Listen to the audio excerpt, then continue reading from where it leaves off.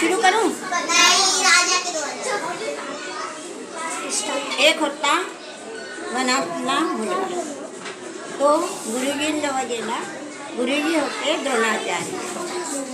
तो म्हणाला, गुरुजी मला पण शिकवा ना, गुरुजी मला पण शिकवा ना, गुरुजी मला पण शिकवा ना.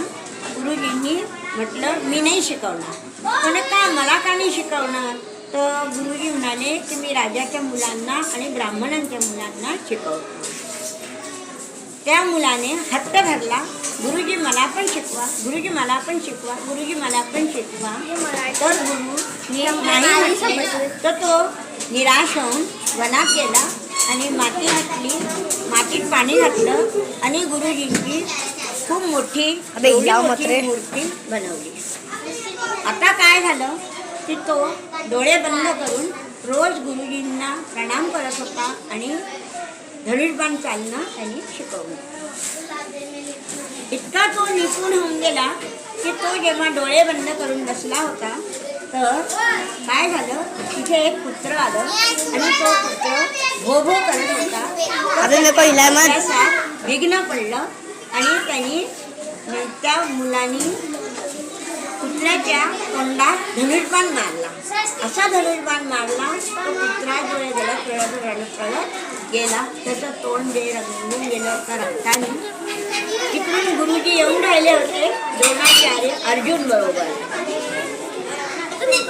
गुरुजींनी अर्जुनला विचारलं की ह्याला धनुष्यबाण कोणी मारला? अर्जुन तर त्यांच्या बरोबरच होता. गुरुजी पुढे वाढत गेले तर तो एकलव्य स्वतः गेला आणि गुरुजींच्या समोर गेला आणि म्हणाला की मी धनुष्यबाण मारला. गुरुजींनी विचारलं त्याला की का रे तुला धनुष्यबाण चालवणं कोणी शिकवलं? गुरुजींना नतमस्तक होऊन सांगितलं की मी गुरुजींच्या पुढे नतमस्तक झालो आणि त्यांच्या आज्ञाने मी धनुष्यबाण गुरुजी प्रसन्न झाले आणि गुरुजींनी म्हटलं की काय मला आता गुरुदक्षिणा काय देशील? तर एकलव्याने म्हटलं की तुम्ही जे म्हणाल ते मी यजराजाला द्यायला तयार आहे. गुरुजींनी म्हटलं की मला सुद्या हाताचा अंगठा देऊन द्या.